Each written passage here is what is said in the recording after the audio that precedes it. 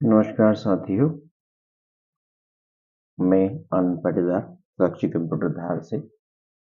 जैसा कि आप सभी लोगों से मैं पहले कह चुका था कि सहारा के बारे में जो भी आगे अपडेट आएगी वो मैं आपको विस्तार से बताऊंगा। बहुत दिन हुए सहारा के निवेशकों ने आवेदन किया, 45 दिन का समय भी गुजर गया। कुछ डिफिशियंसीज के मैसेजेस सबके पास आए हैं, जिनमें कुछ साथियों को ये बताया गया कि आपकी एक से अधिक मेंबरशिप है, तो आपको एक ही मेंबरशिप और उसके अंतर्गत आने वाला खाते में जो राशि है वही मिलेगी। कुछ साथियों को ये मैसेज आया है कि उनके सहारा के रिकॉर्ड में जो नाम है वो वर्तमान में जो नाम आधार पर है उससे मेल नहीं खाता। कुछ लोगों को ऐसा मैसेज आया कि उनकी सिग्नेचर मैच नहीं हो रहे हैं। कुछ लोगों को ऐसा मैसेज आया कि उनका रिकॉर्ड सहारा में है ही नहीं, वो सहारा के निवेशक ही नहीं है। इस प्रकार के अलग अलग साथियों को अलग अलग प्रकार के मैसेजेस आए हैं। ओवरऑल मैं इतने दिनों से इंतजार कर रहा था कि इनका आखिर होगा क्या, इन इस प्रकार की जो समस्याएं हैं इनका आखिर हल कैसे निकलेगा। तो कई सारे यूट्यूब चैनल पर कई प्रकार की बातें हो रही है, कुछ भी चल रहा है, सब अपने अपने हिसाब से चीजों को समझ रहे हैं और बताने की कोशिश कर रहे हैं। और मेरा ऐसा मानना है कि जब सहारा इंडिया में सहारा के साथियों ने निवेश किया था पैसा, तो उस दौरान आधार कार्ड जैसी कोई व्यवस्था नहीं थी। इसलिए जो भी उस समय कागज थे, चाहे वो राशन कार्ड हो, वोटर कार्ड हो, पैन कार्ड हो या स्कूल की मार्कशीट हो, जो भी कागज उपलब्ध थे उस कागज के बेस पर सहारा में निवेश किया गया। परंतु अब आधार आ गया है, आधार को प्राथमिकता पे रखा जा रहा है, इस वजह से कुछ दिक्कतें आ रही हैं। मैं सबसे पहले आपको वेबसाइट में लॉगिन करके आपका जो सहारा में आवेदन हुआ है उसको चेक करना एक बार फिर से बता रहा हूँ। उसके बाद में आगे की जो मूल चर्चा है कि आपको अब क्या करना, जिनको ये अलग अलग प्रकार के मैसेज आए हैं इनका जवाब कैसे देना या इनका हल कैसे निकालना जिससे कि आप तक पैसा आ जाए। मैं आपको सटीक और तथ्यपूर्ण बात बताऊंगा। अंतोगत्वा in the end of decision क्या आएगा और आपको क्या तैयारी करके रखना है ये मैं बताऊंगा। पर उससे पहले मैं थोड़ा आपको वेबसाइट पर लॉगिन करना और अपना आवेदन चेक करना बता देता हूँ।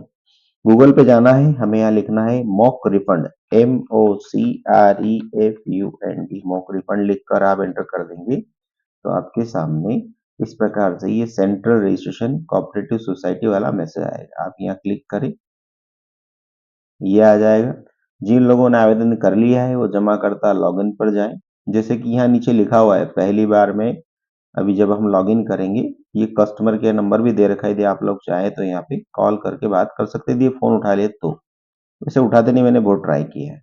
जमाकर्ता लॉगिन पे जाएंगे, यहाँ आपको आधार का अपना आखिरी के अंक लिखना है और यहाँ नीचे आपका जो आधार में नंबर रजिस्टर्ड है वो लिखना है 9302498115। मेरा ये नंबर है, क्योंकि अब इस नंबर पे ओटीपी नहीं आती, बंद है मेरा नंबर, तो मैं लॉगिन नहीं कर पाऊंगा। बट आपको जैसे ही ओटीपी आ जाए तो आप लॉगिन कर पाएंगे इस पे और अपना काम कर पाएंगे। मेरे पास ओटीपी नहीं आएगी इसलिए मैं इस चीज को आगे नहीं बढ़ा पाऊंगा। सो आप यहाँ ओटीपी डालें, तो जैसे डालेंगे आपको अंदर ले जाएगा और साइड में आपको आपके आवेदन में क्या कमी है वो दिखाई देगी। आप उसको पढ़कर देख लें क्या आपसे कहा गया है, किस प्रकार की चीज आपसे उन्होंने रिक्वायर की है। पर जो ये 4-5 बातें मैंने बताई है इन्हीं में से कोई एक है। ठीक है, तो सबसे पहली बात यहाँ नीचे आपको, यहाँ देखो कहीं मिलेगा आपको ये लिखा, जैसे शुरुआत में आपको मात्र 10,000 रुपए की राशि दी जाएगी। ऐसा जानकारी में आया है कि लगभग शायद 43,000 लोगों को पैसा मिल भी चुका है, जिनके डॉक्यूमेंट्स में कोई कमी नहीं थी। और जो मेरी जानकारी में आया है वो ये है कि ये कंप्यूटर की जो एक जैसे मैसेज सबको भेजे गए हैं, इसमें दिक्कतें हुई है, गलती हुई है। मैंने बहुत सारे केसेस मेरे यही के आवेदन केसेस देखे हैं जिनके आधार में नाम, पता, मोबाइल एड्रेस वैसा ही है जैसा कि सहारा के रिकॉर्ड में, फिर भी उनको लेटर जारी हुआ है। तो तकनीकी खराबियां भी है और कुछ उलझने भी सरकार की है कि साहब कैसे जस्टिफाई करें कि कोई व्यक्ति जो आज क्लेम कर रहा है ये वही है। सरकार और जो व्यवस्था है उसका तथ्य और तर्क अपनी जगह सही है, क्योंकि हमारा पैसा अंदर है तो हमारे मन में जो शंका को शंकाएं उठ रही है वो भी अपनी जगह जायज है। परंतु इसका हल निकले कैसे, क्योंकि राशि बहुत है, बहुत बड़ी राशि है, इसको किसी के भी हाथ में नहीं दिया जा सकता। इसलिए आप सभी को अपने आप को प्रमाणित तो करना होगा। अभी कैसे करना है ये हम समझते हैं, इस वीडियो में आज हम यही देखने वाले हैं कि ये कैसे होगा। देखो बातें जो भी चल रही हो, फाइनली आपको ये साबित करना होगा कि आप ही सही सहारा के निवेशक हैं। तो ये कैसे होगा? ये तभी होगा जब आपने जहां से आवेदन किया और जिसके माध्यम से आवेदन किया है उस सहारा के एजेंट को, अभिकर्ता को आप मिलें, उनसे बात करें। और यदि वो नहीं है या आपके क्षेत्र में सहारा का ऑफिस नहीं खुल रहा है तो रीजन में खुल रहा होगा या जोनल ऑफिस खुल रहा होगा, निश्चित तौर पे खुल रहा होगा। आप वहां जाएं, वहां जाकर आप अपना, वहां जाने से पहले मतलब जो तैयारी करना है वो वहां जाने के लिए आप जो है अपना आधार कार्ड, अपना पैन कार्ड और आपके सहारा के जो भी डायरी और पेपर्स हैं, रसीदें हैं, वो अपना ड्राइविंग लाइसेंस, अपना वोटर कार्ड और जो भी उपलब्ध कागज हो वो सब लेकर जाएं। और उनसे आप क्या करें कि एक मास्टर कस्टमर मास्टर फॉर्म है वो आप भरकर जमा करें। ठीक है। दूसरा, वो लोग जो रिकॉर्ड में नहीं है या जिनकी जानकारी आधार में अलग है और सहारा में जो निवेश किया था उस समय नाम में जैसे सरनेम नहीं है या स्पेलिंग की मिस्टेक है, इस टाइप की जो दिक्कतें हैं वो उस समय जो रही वो है, तो ऐसे लोग एफिडेविट का सहारा लें। एफिडेविट दें कि साहब मैं शपथ पत्र देता हूं कि पूर्व में मेरे मुझे इस नाम से जाना जाता था और वर्तमान में चूंकि भारत सरकार ने सभी कागजों को समान करने के लिए कहा गया है, इसलिए सभी कागज मेरे अब इस नाम से बने हुए हैं। इस प्रकार से एक एफिडेविट बनाकर आपको वहां देना होगा। और कस्टमर मास्टर फॉर्म आपको ऑफिस के माध्यम से ही भरना होगा, क्योंकि ऑफिस वाला ही जानता है कि आप वही व्यक्ति हैं और उसी के माध्यम से सीआरसीएस पोर्टल जहां ये आपका पैसा रिफंड होगा वहां जानकारी जाएगी और उसी को मानी जाएगी। यदि आप ऐसा नहीं करते हैं तो आपका पैसा अटकने के पूरी पूरे चांस है, क्योंकि इन रिकॉर्ड के साथ अब आपका आधार भी जुड़ेगा, पैसा आपके पास डीबीडी के माध्यम से आएगा। बैंक डायरी वगैरह सब लेके जाएं आप, जो डायरी में आपके पास उपलब्ध हो, दो हो तो दो, तीन हो तो तीन लेकर जाएं और अपने आप को साबित करें कि आप वही व्यक्ति, क्योंकि सही भी है। जैसे विशेषकर यदि हम महिलाओं में देखें तो विवाह से पूर्व मान लो उनका नाम उनका उपनाम सोलंकी था, मान लो पूजा सोलंकी था और अब उनका नाम पूजा परमार हो गया है। ऐसे में सहारा के समय आपने पूजा सोलंकी लिखवा रखा है परंतु आज की तारीख में आपके आधार पर पूजा परमार लिखा है। तो सीआरसीएस जो है जो पैसा रिफंड कर रही है वो क्यों और कैसे माने कि आप वही व्यक्ति हैं। तो इस बात को आपको प्रमाणित करना होगा। कई सारे पुरुष साथियों में क्या हो रहा है कि नाम की स्पेलिंग में मिस्टेक है, पहले थी कुछ और अब कुछ और है। तो इस प्रकार की छोटी छोटी बातों के कारण कंप्यूटर में दिक्कत आती है और वो जायज भी है।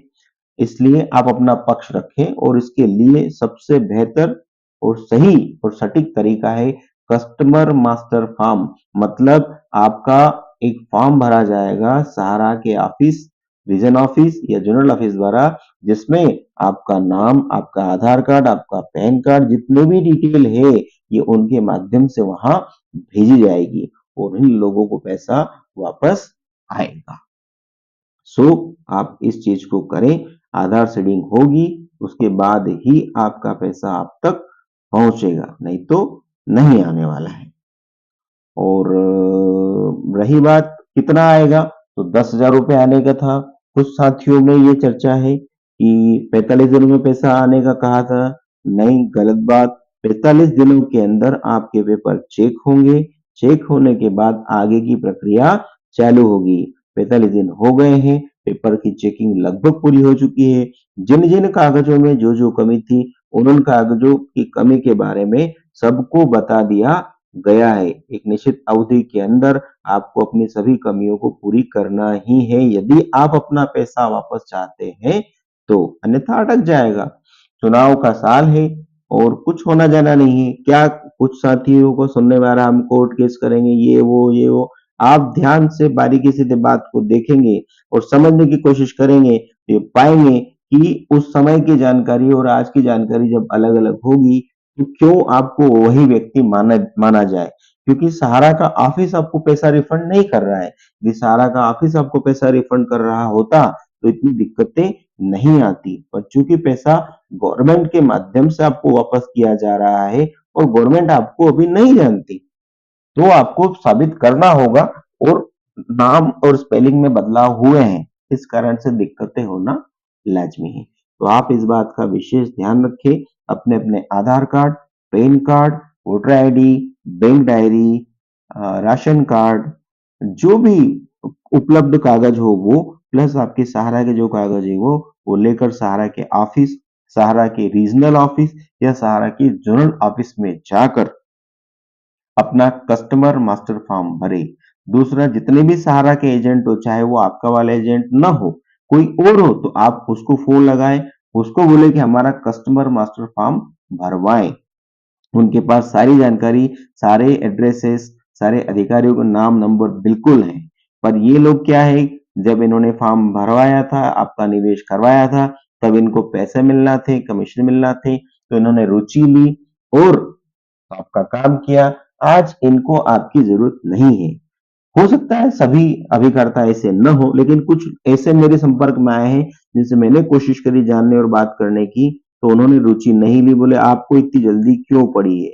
अरे, जल्दी क्यों पड़ी, लोगों का पैसा फंसा है, समय जाने के बाद आप क्या कर लोगे। तो आप दबाव बनाए, तो जो भी अभिकर्ता और एजेंट है उन पर दबाव बनाए कि आप हमारा कस्टमर मास्टर फॉर्म भरवाए और एफिडेविट क्या बनेगा, कैसा बनेगा, वो बनाकर वहां जमा करवाए, जिससे आप अपने आप को प्रमाणित कर पाए।